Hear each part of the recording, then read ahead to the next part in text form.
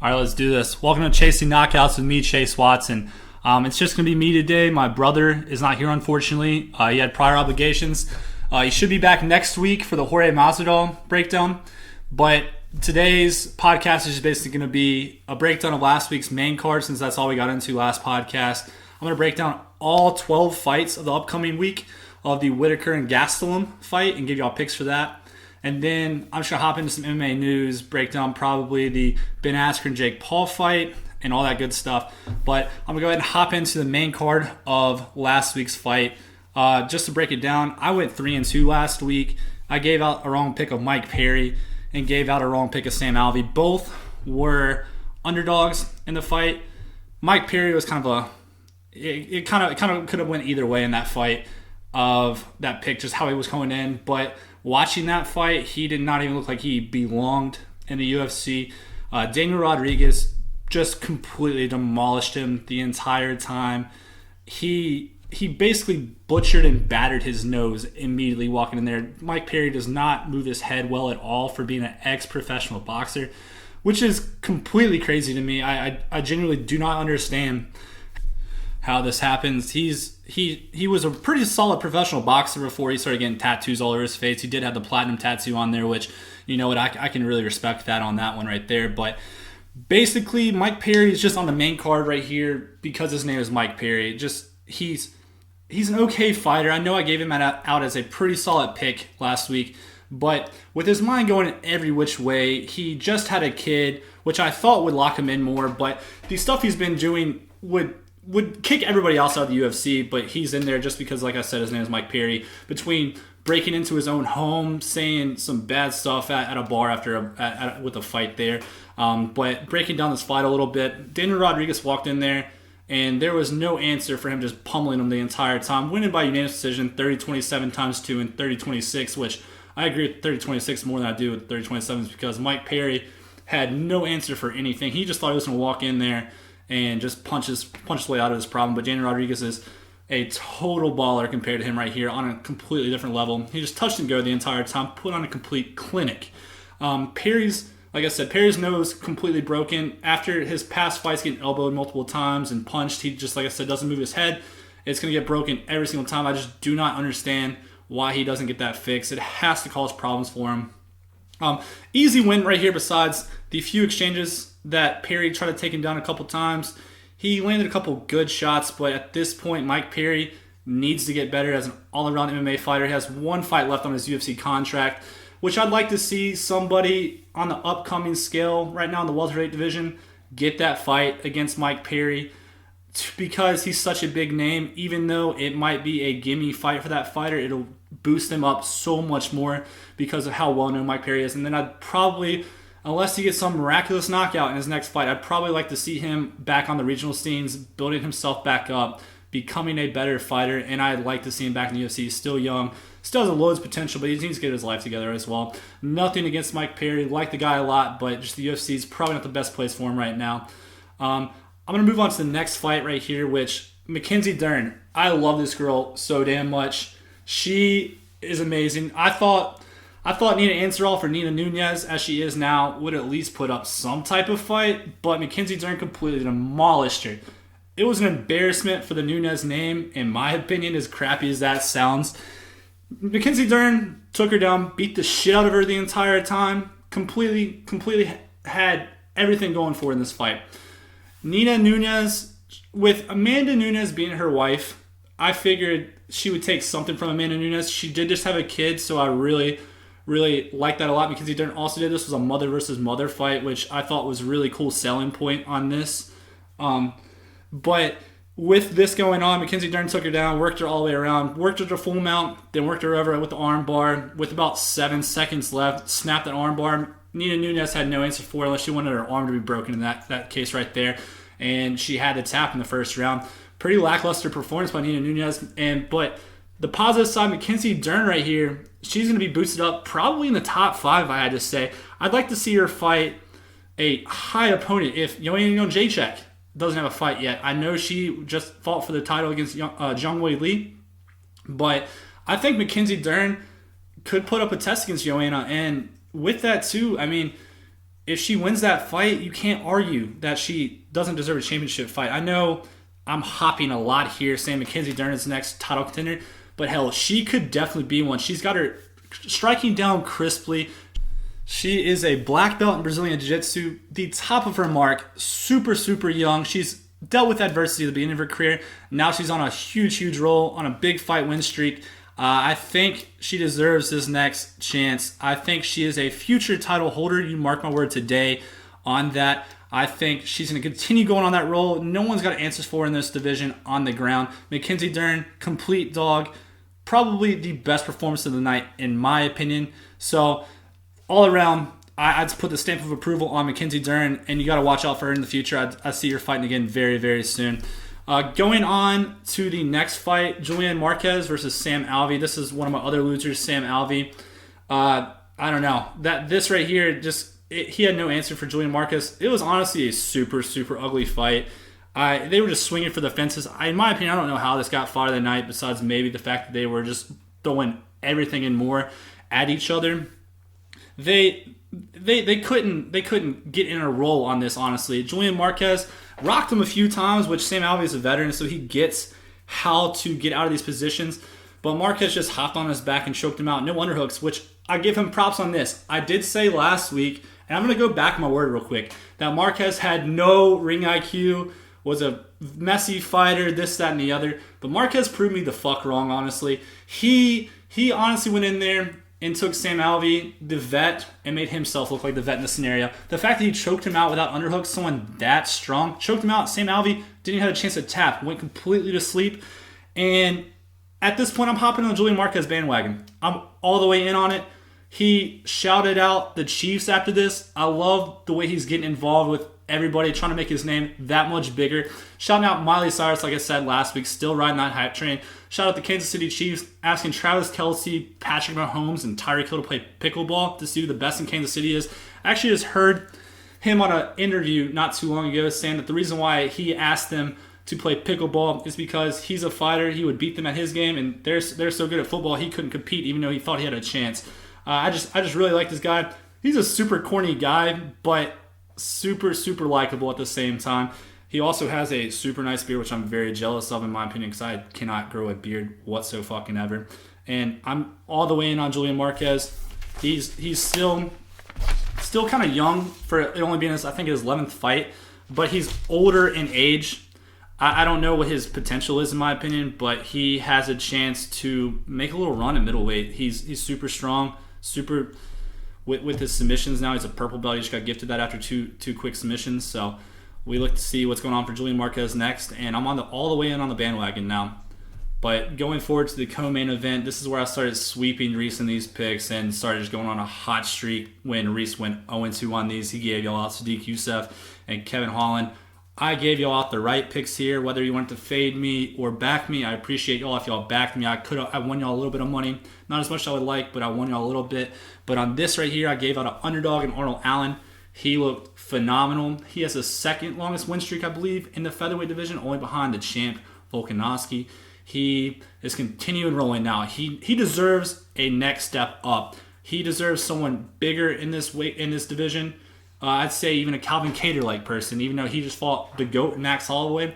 I think Arnold Allen deserves that hop up. He got kind of screwed with the whole coronavirus situation where he couldn't fight that much, but he looked fucking great in this fight against a other powerful Sadiq Youssef. He was knocking him down. He knocked him down in the first and second round. He did trail off in the third round a little bit. I would have liked to see him play a little bit more in that, but his defense is just top notch in that division. Youssef just had no answer for that. He was offensively tagging him here and there, but every single time Allen stepped in, he knocked him with one good punch and knocked his ass on the ground. Allen rolled through this, winning 29-28 times 3. Obviously, that third round, Allen lost that, but I think he kind of was in a little bit of cruise control on that round right there, just trying not to get knocked out. I wish he would have really played it safe. I wish he would have looked for the knockout here, but either way, he is on a roll, on a huge fight win streak, like I said. Watch out for Arnold Allen, still young in the game, a damn good fighter. He's next up in my opinion. I think he gets that fight against Calvin Kattar, I hope, in my opinion. I think he even has a chance to beat Calvin Kattar. Calvin Kattar claims him to be the best boxer in the division. Clearly, Max Holloway is much better, as we saw in the last fight day/night on UFC ABC 1. But I think this would be a good battle between two strikers, with Arnold Allen being one of the better defensive fighters in this division, and Calvin Kattar being one of the best offensive strikers in the division. That would be a great fight if UFC could get this together, with Calvin Kattar getting bludgeoned by Max Holloway in this last fight. If he's good to go in the next couple months, I see them, if they could get this together back in July maybe, in the fight weeks and all those going on there. And now going forward to the main event of the evening on UFC Fight Day ABC 2. This right here, Marvin Vettori put on a fucking clinic against Kevin Holland. Kevin Holland had no goddamn answers for his wrestling. He could not do anything. He would just push him against the cage. Vettori would lock his hands. Kevin Holland thought he was defending. He wasn't, just got taken down. Vettori set a fucking record for the most takedowns. Vettori, he's a great all-around fighter. His last loss was to Izzy, which arguably was Izzy's best fight, maybe besides Gastelum. He lost split decision to Izzy. Other than that, he's been on a fucking roll. He hasn't lost since. He took this fight thinking he was going to go against another fighter, Darren Till. He broke his collarbone, like I said. That right there, Izzy thought Darren Till was going to roll through, and that's who Izzy was going to ask for the next title fight. Neither of them got their wishes. Darren Till's going to be out for a pretty long time, unfortunately, with that broken collarbone. But shout out to Kevin Holland. Give the dude props. He came in on short notice again, and at least he hung out the entire fight. He lost pretty bad, 50-44. But honestly, in my opinion, this was more impressive in a display of things between this and the Derek Brunson fight. Derek Brunson looked like shit, honestly, in my opinion, even though he laid on top of him. Kevin Holland was content with sitting there. Vettori was rolling all over the place. He was advancing. He advanced a couple times, almost to an arm triangle, but Kevin Holland got out of it somehow. I don't know how, but he managed to, and that's pretty fucking sweet. Vettori was just ground and pounding the entire time. Kevin Holland actually looked pretty fucked up after this fight. If you looked at him after the Derek Brunson fight, he honestly just looked exactly what the fight was. He just got laid on. But the only thing that I saw that Vettori was a little shaky on was when they stood up, fucking Kevin Holland had his number. He rocked him a few times, but right when he rocked him, or he got a couple good hits on him with the 1-2 down the pipe, Vettori just took him right down again and kind of advanced on him. That's all he could do in that scenario. Holland's just not in the game with the wrestling yet, which that's the one thing in MMA that you really have to be sharp on, because if you can't wrestle, you're just going to get laid on, and that's what happened in his last two fights. And I know he was trying to get those huge numbers. He was trying to win 6 this year, he said, but he's 0-2 starting out. I think he needs to take a break. That's not really like Kevin Holland. He wants to be active. He wants to keep going, but he really needs to take a break. I saw him tweet out the other day where he was talking about going to Dagestan with Khabib and wrestle, try to figure this out. But if he could team up with Khabib or maybe a Daniel Cormier, Darren Wynn, these elite wrestlers, Olympic wrestlers, national championship wrestlers, to get better, just learn the basics. He's a dangerous fucking man, and I don't think anybody can play with him on the feet. And if he can learn how to wrestle, then he's got a lot of people's numbers in this division. Or if he's going to drop down to welterweight, I think that might be where his end game is. If he can just stay consistent and get that discipline under control. He's just coming in underweight every time in middleweight. That's fine, and he's hanging with most of these guys. But you're not going to get anywhere losing 50-44 2 times in a row, and Dana wants to see you fight anybody bigger. Your hype train's going to eventually run out. I know you're talking a lot. I know you're an exciting fighter, but it only lasts for so long. I want to address the bonus awards real quick. Like I said, fight of the night, Julian Marquez, Sam Alvey. It sucks. I'm upset about that. It should not have been that fight. There was so many better fights this fight. I think, honestly, the best fight of the night, in my opinion, was probably, I would say, there's a couple to choose from, but I think the best fight, I'm going to butcher these two guys' names real quick. John Mark versus Ignacio Bahamondes.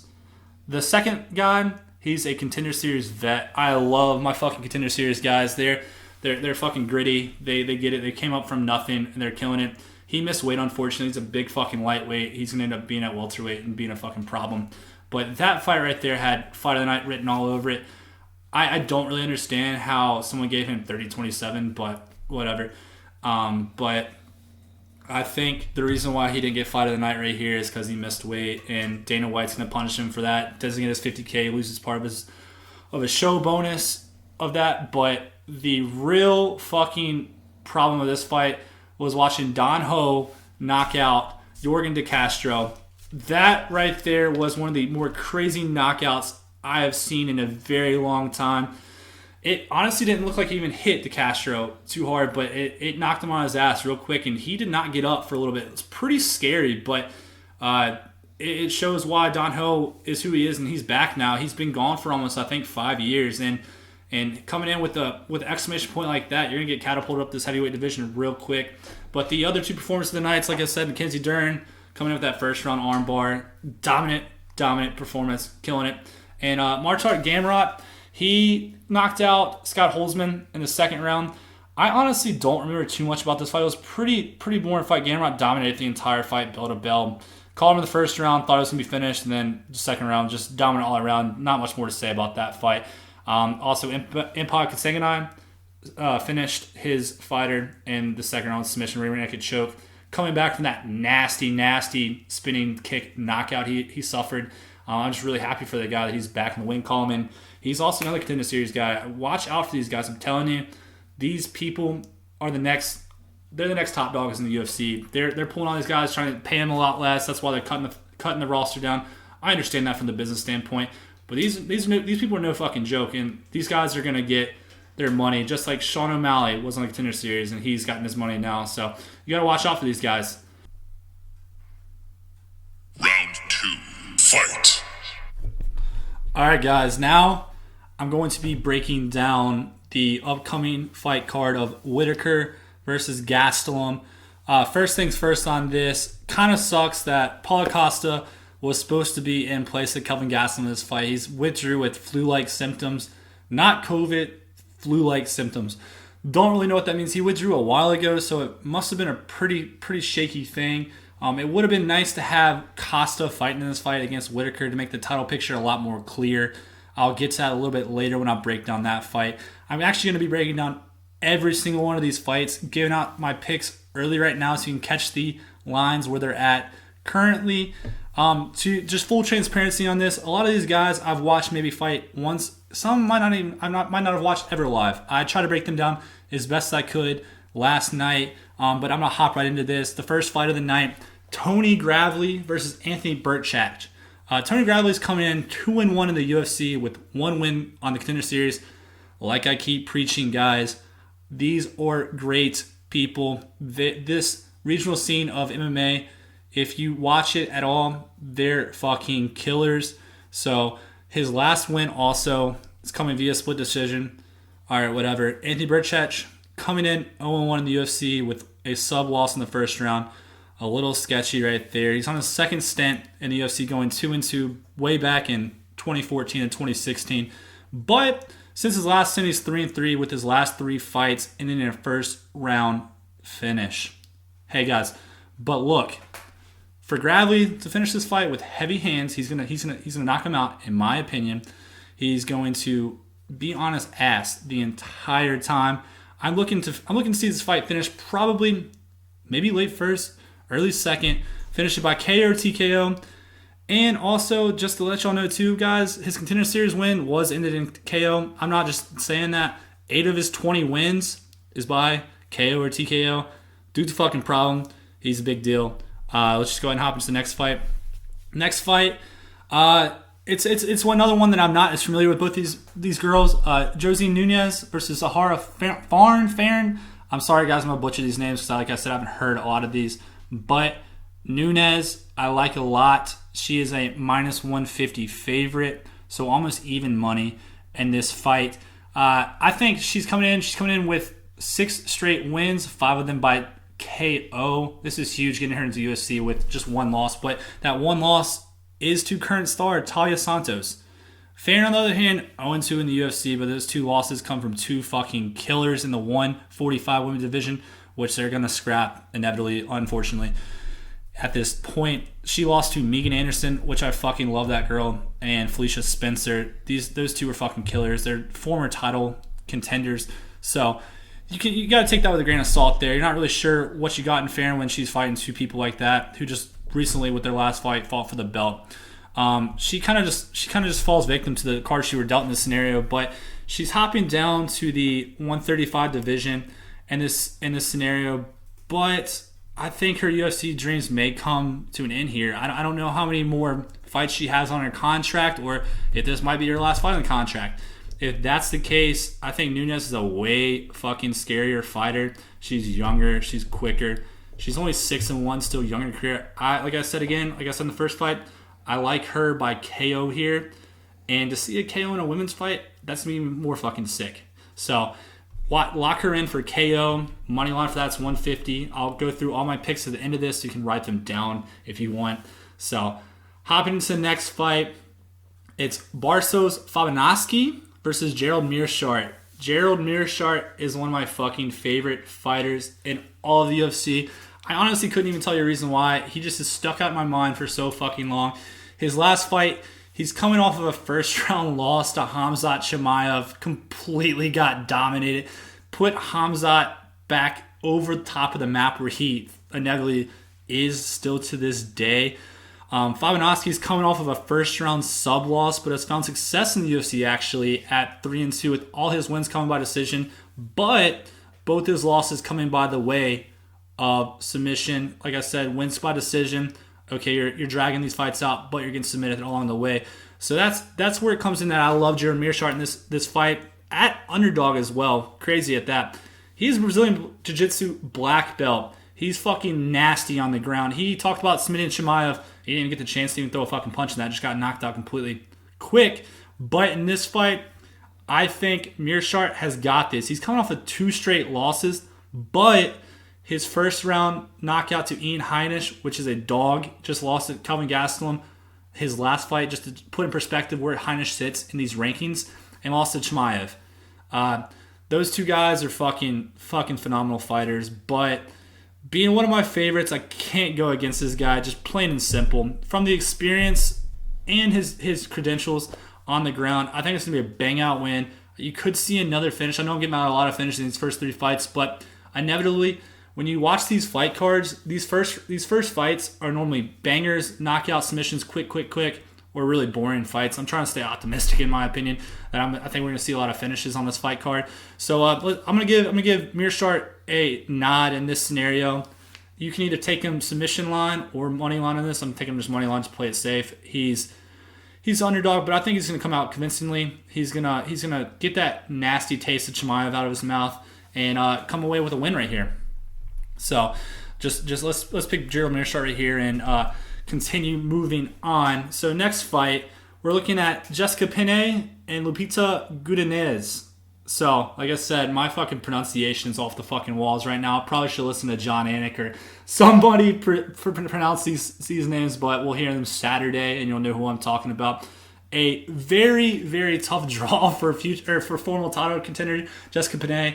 Her fall from what felt like stardom is just really coming fast. The UFC did not deal her any favors in this match with UFC newcomer and former LFA champ Godinez.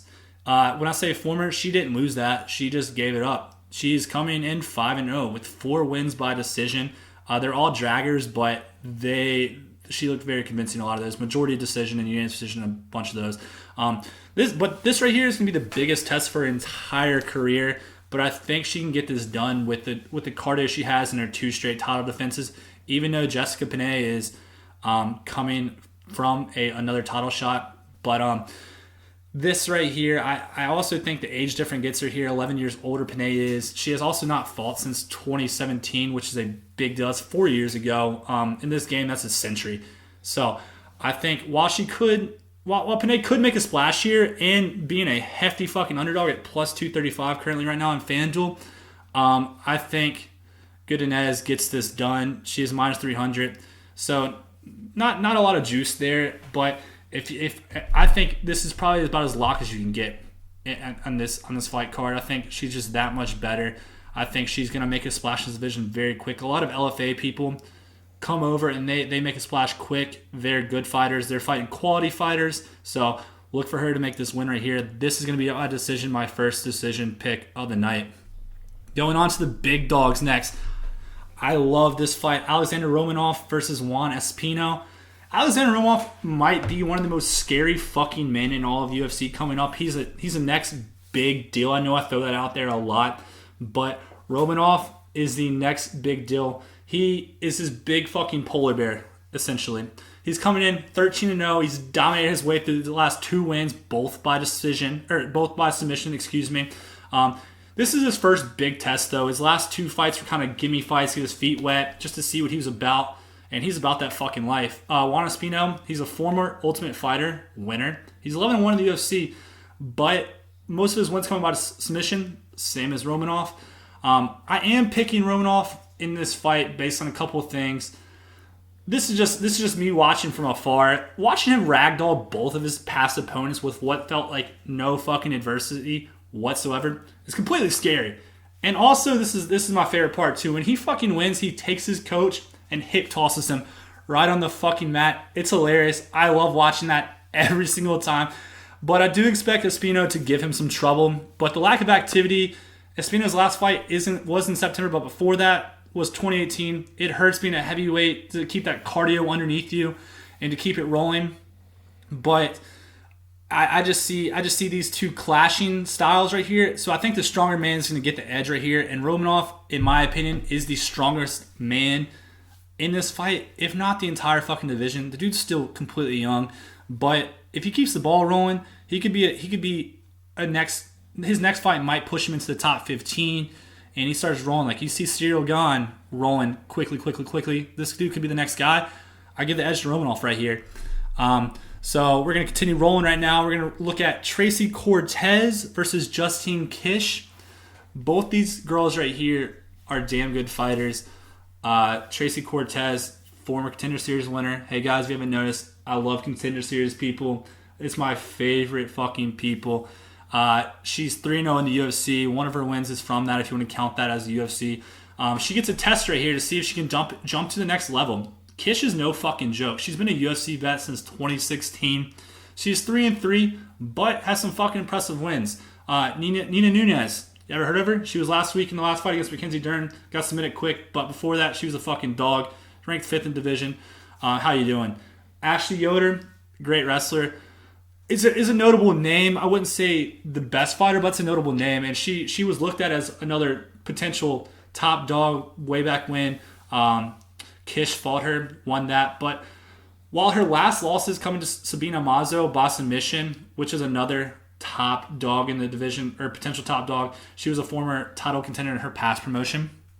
But Kish is once again being used as a fighter, kind of to see if the other fighter she's fighting can level up. I kind of feel bad for Kish in this scenario because it sucks when you become that stepping stone, but it looks like she's being used as that as well. And Tracy Cortez is about to step all over her. I think Cortez jumps to the next level. I think she wins with her crisp boxing. And plus, on top of that, she's damn good at wrestling. Her last 3 fights, she's averaged at least 3 takedowns in them. She's fucking killing it, guys. Tracy Cortez, no questions asked. Winner. Another favorite. I'm giving out a lot of favorites, guys, but you can't go against these metrics and these statistics. But now we're hopping into the main card. I know everybody got kind of tired of the prelims, but now we're into the main shit.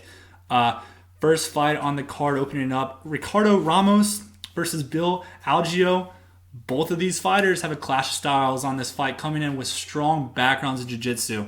So we're seeing a lot of jiu-jitsu fights on this fight card. So look for these guys to stand up and kind of not feel natural, but I think it's going to spout off some more exciting things.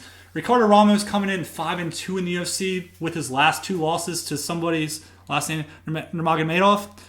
His cousin, I think, is Saeed. And Lerone Murphy, which that fight right there was a brutal knockout, ground and pound, whatever. But Bill Algeo, on the other hand, is 1-1 in the UFC. Also a Contender Series alum. He was a loser, but I'm still going to roll with my guy. He had 2 fights at the end of the year last year, really taking advantage of this pandemic where other fighters could not. This right here, Ricardo Lamas. He fought Ricardo Lamas on short notice. I'm sorry, but fell in a losing unanimous decision effort. I still hold a lot of weight in that fight. Lamas is no fucking joke. So to get that unanimous decision on short notice, that's pretty fucking impressive in my opinion. I think he's got a good chance right here. He also picked up a pretty convincing win against Spark Carlisle. That dude's always crazy in all his fucking fights. So just a win against him is a good notch in your belt. This right here is the closest fight on paper that I see. I think you can even look at Vegas's odds. It's completely even. Plus 100, minus 122, essentially even.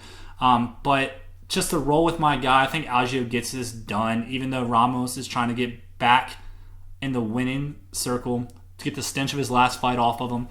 This is the closest and the hardest decision, in my opinion, on all of this fight card. But we're rolling with my guy, Bill Algeo, to get the win, probably by decision. But watch that fight because it has fight of the night written all over it. Next fight, Luis Pena, Alex Munoz. Luis Pena is coming into this after a submission loss to Kama Worthy, putting him at 3-3 in the UFC. The killer Bob Ross, or I can't remember what his nickname is, Silent Bob Ross, whatever it is. That loss was a very good back and forth fight until the third round, losing by submission after he shot for a takedown after he got stunned a little bit. Violent Bob Ross, one of the best nicknames. He does look like fucking Bob Ross with his afro. He's a big, tall dude too. He's looking to get back in the win column and try to keep what could be stardom still in grasp. He really was looked at as one of the next top dudes. He's a likable guy. He's got the look, but he's honestly too big to be a 155er. It's trying to stress me out a little bit watching this guy fight, cutting as much weight as he does, looking as skinny as he does. I think he should honestly go up in weight. But with this fight, I think he gets in the win column here, even though this is the toughest test of his entire career because Munoz is a complete grinder. But I think with his length and the threat on the ground pushes him over for the win here. So let's go with Luis Pena for the win. Let's go decision on this. Going into the co-main event, the third fight to the main event, it is Abdul Razak Al-Hassan versus Jacob Mokian. Abdul Razak Al-Hassan draws UFC newcomer. I guess you could say that because Mokian's last fight only lasted 18 seconds in a KO loss to Phil Haas. Plus, Mokian's still young in the game. He's only sitting at 25 years old, and he only has 5 pro fights. So pretty fucking impressive by this newcomer, and I really respect that. He's already in the UFC only after 5 pro fights. So I think with the lack of experience, Razak Al-Hassan gets it done here. Both fighters, though, are coming off of a nasty knockout in the first minute of the first round. Razak Al-Hassan is a super exciting fighter. He's 4-3 in the UFC, and every one of his wins came by knockout. That's why this guy is super fun to watch because you never know what the fuck's going to happen next. He could either get knocked out or he's going to knock you out. It's not going to last the entire round. If it lasts the entire round, I'll be very fucking surprised, and I'll put my hand up on the next podcast and say I'm sorry. But this fight, it's hard for me to see this lasting the entire fight, even past the halfway point in this fight. I think Abdul Razak Al-Hassan catches him and TKOs him to get back in the win train and still show why he is one of the most exciting fighters in this division, in the middleweight division, where we're looking for top dogs still with Whitaker and Gastelum sitting up there, with Till being out. This could be another kink in the division to kind of get this more exciting and get away from Whitaker, all these other guys who's been at the top division, which seems like forever. Let's go on to the next fight. Sorry, guys, we still actually got 3 more fights here. This is Andrei Arlovski versus Chase Sherman. Chase Sherman's back in the UFC on his second stint now. Arlovski's, I feel like, been in the UFC for fucking ever. He's an ageless wonder. Former world heavyweight champion. You can never count this guy out. Like I said, Chase Sherman is looking to burst into the top 15, like I said, second stint in the UFC after his last KO win against Ike Villanueva. Ike Villanueva's no scrub on his own. With that, he's on a total 4-fight win streak. His previous UFC stint, though, did not go as planned, just going 2-5. Some brutal losses, including some top 15 guys, though. Augustus Kai and Walt Harris. Two great fucking fighters in the heavyweight division. But even with this reborn Sherman on his huge fight win streak, I I don't see how Arlovsky does not get it done here. He is 3-3 in his last 6 fights since 2019, so he's really fucking active being over the age of 40. He's lost to the thick in the top of the division, even in a close split decision to Sakai, which you saw Sherman lost that as well. He did get brutally knocked out by Rosenstruck, but the dude's a fucking savage, and I can completely understand that. And his most recent loss is coming to Tom Aspinall, which UFC's basically branding this guy as the next top star, which I think the dude's going to be. But if you look on the other side of his win column, he has 3 wins coming against Tanner Boser, Philip Wins, and Ben Rothwell. These guys were projected as the next stars. Tanner Boser, really the big next guy, but Rothwell's always a killer. You got to watch out for that guy. But I really respect Arlovsky still getting the shit done at 42 years old. He is looking to get back in the win column, which probably could be one of his last fights. I'd be very surprised to see him keep fighting. He's super expensive to the UFC. I think the UFC is keeping them around right now to catapult these next top guys in the division, to get that name on their win column, to kind of give them more clout, I guess you could say. But I think he wins this by a good decision win here, with some old flashbacks and the kicks and the strikes that he's really known for. Really exciting fighter back then. But on the other hand, if he somehow loses poorly, gets knocked out, I just don't see him coming back to the UFC. I think he needs to watch his brain. He's been getting banged around for so long, 20 years I want to say almost. So let's hope Arlovsky wins this. Let's hope he wins this clean and fast and stays healthy afterwards too. Let's carry this over though to the co-main event of the evening. It's Jeremy Stephens, the number 9 ranked, I believe, featherweight, even though he's fighting lightweight in this fight, coming against JaKarr Close. Jeremy Stephens is a fucking exciting fighter. He's so much fucking fun to watch. You never know what's going to happen. But he is coming in on a 4-fight losing streak. And the UFC is giving him a fucking test right here and there, bumping up to the lightweight division.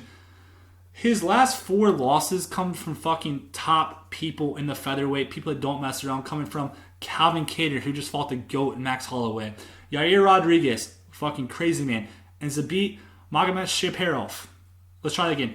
Magomedsharipov. That's better, right, guys? So I think that guy right there, he's a killer. He hasn't fought in a couple years, but he's the next top guy Zabit is. He's also lost to Jose Aldo, which Jose Aldo was just fighting for the championship not too long ago against Petr Yan. 4 straight losses that will mess with anybody's fucking head in this scenario. I am looking for Stephens to storm out here and get this by KO just like old chimes and channel his inner heathen, as I like to say, is get that W.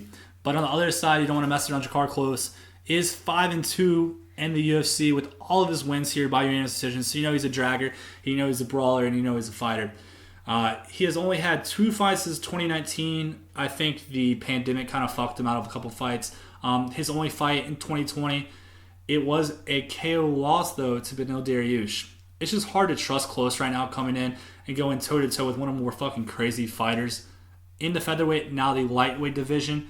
And honestly, and for the entire company, for that fucking matter, Jeremy Stephens is not one to fuck with. I think Stephens moving up to lightweight is a good call for him, getting older, losing 4 straight fights, putting on an extra 10 pounds where he doesn't have to cut a lot of weight. I think this fight right here has potential for fight of the night written all over it, guys. So please tune into this fight. Jeremy Stephens, a fight you do not want to miss whenever he's on fucking TV, regardless if he wins or loses. He always makes this shit exciting. So, guys, the main event of the evening. The number 1 ranked Robert Whittaker, former middleweight champion, only loss coming in the last, it feels like 20 years, coming to Izzy. Supposed to fight Paulo Costa, which would have cleared up a lot of the division, like I touched on at the beginning of the podcast. But Kelvin Gastelum's getting a step up here. The number 8 ranked guy just coming off of a win against Ian Heinisch. He's getting this nice test right here. This fight was actually supposed to happen back in 2019. It was taken away from us because of an injury. This right here is going to be a super, super exciting fight. Like I said, great opportunity for Kelvin Gastelum stepping in on a short notice. But this has to be a must win for Whittaker in this spot. He needs to stamp it huge. He really needs to finish here. I think it's going to be tough to stop a guy like Kelvin Gastelum, but he really needs a finish here because he wants to separate himself from the pack to give Izzy another fucking reason why he should fight him, even though Izzy just stomped him in the fucking dirt his last fight. On the other hand, though, Kelvin is a fucking warrior. He is still young in this game at 29 years old, but he's been in the UFC since 2013. Dude's been fighting in the UFC for fucking ever. You cannot sleep on this guy. He's a great all-around fighter. He's had wars with Till, which he lost, which that was a good fight. And Izzy fucking loves Till. He also had a flukish loss against Hermanson not coming too long ago in the first round, which he got heel hooked. But he arguably has given Izzy the hardest test of Izzy's middleweight career. Coming in, that fight was back and forth the entire time. The entire crowd was standing on their feet cheering for these guys. This complete war. But I think Gastelum has his hands too full. He's bit off way more than he can chew in this scenario, even though I give him props and I respect that a lot, that he's stepping up here. I think Whittaker, with his mind right now, and he looks way better than he has in the past. I think he gets this done. I don't think he can get beat right now. He will give Izzy a run for his money if Izzy would just give him that one more shot, even though Izzy's just infatuated with other guys and just doesn't think Robert Whittaker deserves this fight, which is absolutely fucking bonkers to me. But, if Izzy doesn't want to give Whittaker a fight, I really wouldn't hate to see, Marvin Vettori versus Robert Whittaker if Whittaker pulls off this win, just to put another stamp on it. And give Izzy he has no other choice at that point. You can't go to Darren Till because Darren Till just lost to Robert Whittaker and he's inevitably going to be out with a broken collarbone for seemingly probably at least 7 months, I'd say, a while. So I would really like to see Vettori fight Whittaker here. If Whittaker just kind of strolls along to a decision win, doesn't really look too impressive. But if he looks impressive, I say you put Whittaker versus Adesanya in a main event and go ahead and slap Vettori Derek Brunson on a co-main event, and you already have the title picture figured out at that point. You know, between Vettori and Brunson, whoever wins that fight gets the winner of the middleweight championship fight. So in the main event of the evening, you got to go with Whittaker. You can't go against this guy. He's too damn good. Kelvin Gastelum's just not up to that par yet. So Whittaker, probably by decision, if not late knockout. You just can't hang with that guy. The dude's cardio is way too impressive. So, all right, guys. I will go back through my picks now just to make it easy on everybody so you don't have to hear me mumbling through every single one. All right. My picks is Tony Gravely. He's a favorite, minus 320. Josine Nunez, minus 150. She's also a favorite. Gerald Meerschaert. He's an underdog, plus 116. I'm giving you odds right now. They're probably going to change within the next day or so. Going on to the next fight, Lupita Godinez. She's minus 300. Alexander Romanov, minus 154. That guy right there, I really think this is a fucking lock. This is my lock, honestly. Going to the next fight, Tracy Cortez, another favorite, minus 265. Fucking great fighter. Bill Algeo. This one right here against Ramos is a toss-up, but we're going to go Algeo minus 122. Next fight, Luis Pena, Violent Bob Ross. You can't go against that nickname. He's minus 158 in this fight. Main card, Abdul Razak Al Hassan, minus 290. That dude's going to fucking knock someone's head off, in my opinion. Next fight, Arlovsky. He has to get this win. UFC vet. He's minus 150 in this fight. Co-main event, Jeremy Stephens, the always exciting Jeremy Stephens. This fight is very close in Vegas' eyes, but I think Stephens has a good edge. So minus 132 is good money right there. I think you can make a lot of money off that fight. And for the main event, you have to go Robert Whittaker, minus 280. I know that's steep, but Whittaker gets it done here. Those are my picks. Fade me, back me. I went 8-5 last week, so I made some money. So just be smart with your money, make good bets, but hey, tail me, please. I'll make y'all some money. Final round. Fight. All right, guys. We're going to hop into some quick MMA news, and I'll let y'all get out of here. This week in MMA, we have one championship coming on Wednesday night. That's tomorrow. It's coming on after AEW at 10 o'clock, coming off of a pretty lackluster event, I'd say so myself, last week with Eddie Alvarez I'm still pretty pissed about that. I talked about that last week a little bit with his DQ after he punched the guy in the back of the head, even though it was behind the ear. The guy gets stretchered off. It still pisses me off a lot. I think it's pretty despicable. And then Demetrius Johnson's big fucking loss, big fucking deal. But this week, I'm just going to tell y'all one fight to watch. It's the main event. Christian Lee, which is the lightweight champion in one, fighting Timofey Nasty Yukin.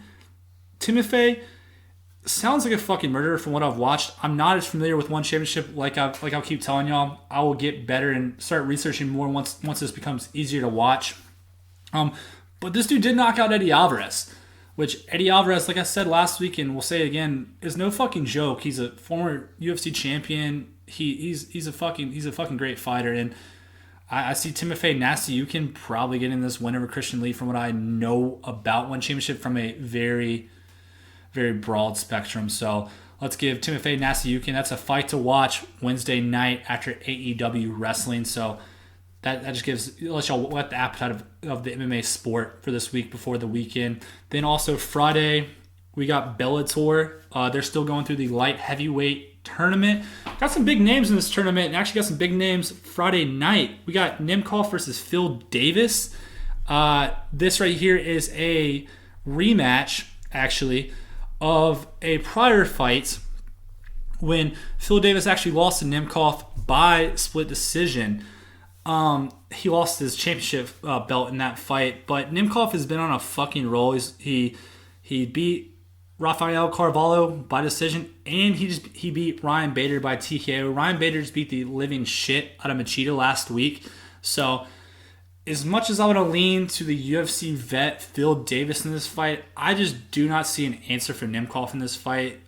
Phil Davis just recently beat Lyoto Machida by split decision. I honestly saw it going either way, but watching Machida just get his shit rocked the entire time by Bader and Nemkov beating the fuck out of Bader actually in his last fight, I think Nemkov gets this done, continues on in the light heavyweight championship tournament. And then also the co-main event of the evening in this is the only two picks I'm going to give out for Bellator right now, is Corey Anderson, a former top 10 guy in the UFC, fighting, I'm really sorry, I'm going to butcher the hell out of this guy's name, Yaga Sher Amardov. Don't know if that's fucking right. No, it's not right.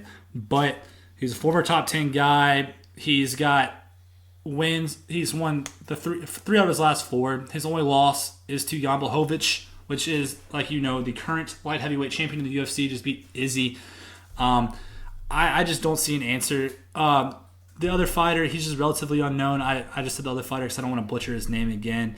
I don't know much about him. When they first came out with this tournament, he didn't have a picture of him. So just from the lack of experience and the lack of me knowing Bellator as well as I do, I think Corey Anderson wins in this fight.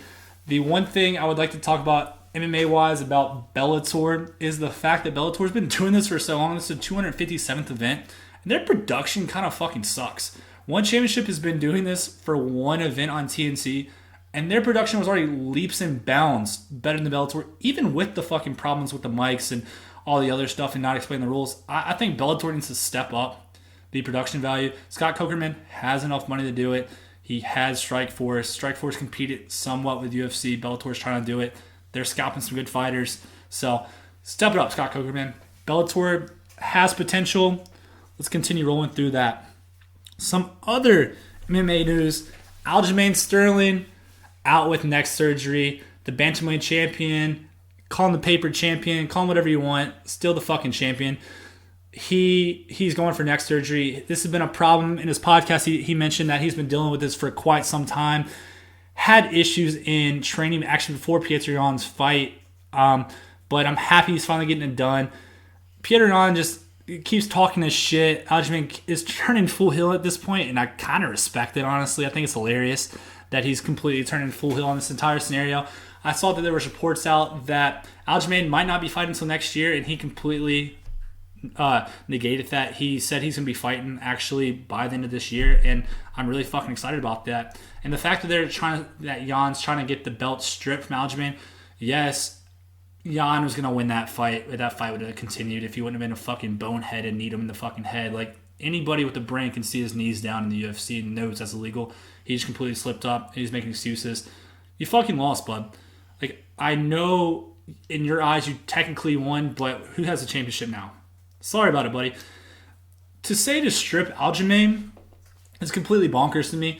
You pulled out of a fight against Aljamain, and Aljamain wasn't calling for you to get stripped. He was waiting for you. So why don't you fucking wait for him, or why don't you fight somebody else and continue moving on? Aljamain's still the champion. Keep crying, Jan. Keep crying. Next thing up, Dustin Poirier, Conor McGregor got into a Twitter spout, I believe, yesterday. Dustin Poirier calling out everybody's boy Conor McGregor, saying he did not donate what he said he was going to donate to the Good Fight Foundation. Conor McGregor spouting back, calling him a hillbilly with muscles and calling him inbred and everything else in between. Shots fired between the both of them. You're not going to see these two hugging and sharing hot sauce if they do face off. Conor McGregor did say to Dustin Poirier that their fight was fucking off. Good luck signing that contract. Good luck fighting someone else. He's going to fight someone else in July. I think this is another Conor McGregor, I retired, quote-unquote type thing. I think they do get this fight done. It's too much fucking money on the table. These two guys hate each other again. They flip. They like each other. Now they hate each other. I see where Conor McGregor is coming from, where he hasn't donated his stuff yet because it's a lot of fucking money. He wants to know where the donation's going to, this, that, and the other. But if Dustin Poirier is telling the truth and saying that his team ghosted him, come on, McGregor, you're better than this. I know you're a good fucking man for the most part, minus your couple scrums here and there with jail. But I think your heart was in the right spot there. Get this shit right. I know it's not a debt. You were trying to be nice. But at the same time, if you're going to publicly come out and say you're going to donate, just fucking donate. Get the logistics all together with you and Dustin, or Dustin's team and your team. Donate your money. Be the fucking bigger person. And go on and beat Poirier. I know you lost his last fight pretty convincingly. Fix your shit. Get better. Beat Poirier. Fight for that champion. Probably going to fight Michael Chandler. Knock his ass out too. Last thing I would like to wrap up on is Jake Paul and Ben Askren this weekend. I'm fucking embarrassed to say that I'm going to be watching this, and I'm pretty fucking excited about this. Probably honestly more excited than I am for Robert Whittaker and Kevin Gastelum. But the fact that Ben Askren and Jake Paul, this fight is so fucking exciting to me, and Ben Askren's building this. Ben Askren honestly built up a lot of his hype in the UFC. If you watch Jorge Masvidal fights versus Ben Askren, Ben Askren was building that hype, and he's built the hype more and more and more, and he's fucking hilarious. The dude's super fucking awkward. He honestly is not great at fucking boxing for what I've seen in the past. He normally he's knocked people out, but it's him, shooting for the takedown and then knocking them out down the pipe. But I think with this fight, Jake Paul being a favorite in this fight's fucking crazy to me, with Ben Askren being a former champion and undefeated till he got to the UFC, even though he's 1-2 in the UFC, still beat a damn good fighter in Robert Lawler. So if you want to sprinkle some money on this fight, even though it's fucking crazy to think about you're betting on a Jake Paul versus Ben Askren fight, take Ben Askren as an underdog. I know people are saying back and forth that, Jake Paul's a legit boxer, Ben Askren can't fucking box, but Jake Paul's just going to come out swinging, hoping to knock him on the first round, make a fucking statement. If this fight gets past the fourth round, Jake Paul's going to fall down and Ben Askren's going to knock him out. I think Ben Askren's a fucking strong dude. I don't think people understand how strong he is as a wrestler. And the fact that he can still kind of grapple a little bit. I know he can't take him down, but grapple a little bit, hold on, dirty box a little bit. I think he gets the job done against Jake Paul.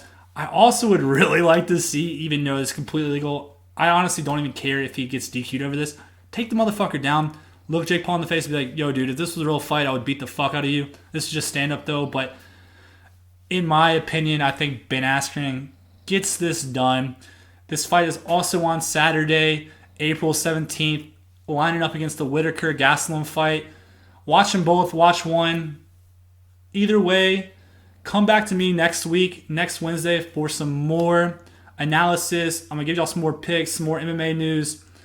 Please send in suggestions for this podcast. Please subscribe to my YouTube, Chasing Knockouts.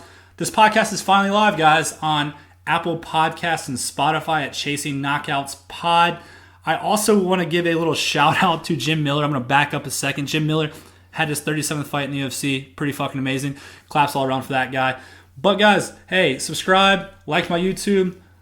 Please rate me 5 stars on Apple Podcasts and Spotify if you please can. I know I'm new. I know I'm new at this game. I'm still learning, but I'm trying to get big. I'm trying to get better. Just DM me on Twitter and Instagram if you have any questions. Want to be on this fucking show? If you want to co-host the show with me one week, I'm more than happy to have you as well. My Twitter and Instagram is It's Chase Watson. So yeah, guys, let's continue chasing knockouts.